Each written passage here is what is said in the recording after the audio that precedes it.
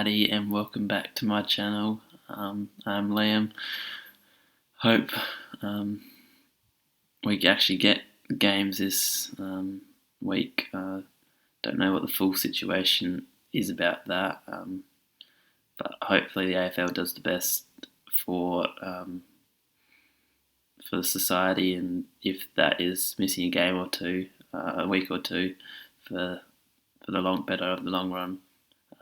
Certainly be fine with that.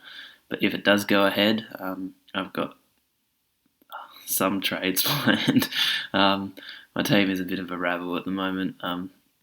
Not much cash generation being made, and so I can't get to the players I want. But I found a few little sneaky little trades that I'm going to do at this very moment. I've planned to go Scott. I feel like he's going to be injured. Hasn't made much cash, but he has to go. I'm going to go down via some DPP to Reeves, just to provide some nice little. I've got so much flexibility in my team now. It's not funny. I know he does have the bye next week, but he's playing against Gold Coast. Zach Smith's only played one game. I think he could score another 65, 70, and he'll be a handy replacement in the buys for Grundy as well. So I'll be able to play all rucks throughout all the buy rounds. So that'll be handy. And then at this very stage, they only gave me 100k. I've gone Powell via some DPP up to Harms. I do like his role still. He might only average 85, 90, but that's handy for 558, and it's probably the best I can get to. And I think Powell's just going to continually leak cash, and I've got too many players in that position with this buy, so I need to start a little bit early and fix that. We do have 3 trades next week, but I still have 5 players on that buy, so need to work through that next week. But my plan is, at the moment, if everyone plays, I should have 18, but at least 18. But who knows? Injuries can come upon us at any time, so have to wait and see on that. So stuff my team for now. Captain options that I'm looking at this week, plus people should be looking at. I feel like McRae's a pretty decent VC. He's just, even though they're playing Melbourne, he's still going to rack up 30 disposals in every game this year. I don't think that's going to change. It might not be the 130, 140 like he got last week, but I feel like he's going to go sort of 115, 120. Oliver, you could possibly go Oliver. He's probably my number 2. Bontempelli 3, and Gawn 4. Gawn is playing first year ruck in Sweets, so if you do have the opportunity of doing that, I wouldn't back against that. But Bulldogs have been tough to score against, so both teams have been tough to score against, but so it might not be the highest of scoring of games. It might be fairly spread out between scorers, but I'm backing McRae as my VC, and this has probably left me with only Grundy left for the round. Taranto against Brisbane, I don't think he can go massive. McCluggage against GWS, don't think he can go massive. Merritt against West Coast away, I don't think he can go massive. Grundy against not the best ruck lineup in Geelong is my C. Going to be my C, but I'm also really tempted to go Zeeble against St Kilda. I can see him just racking up. Even Hall is very tempting as well. He has taken a little bit of Zeeble's role, so one of those two could be a pod captain this week.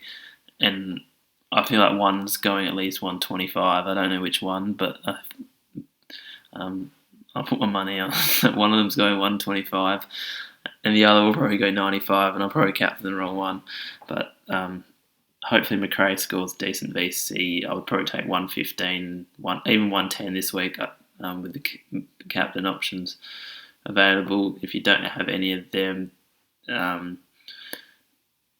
Lions, Parish is a little pod one, playing West Coast away. Very tough to score against in that.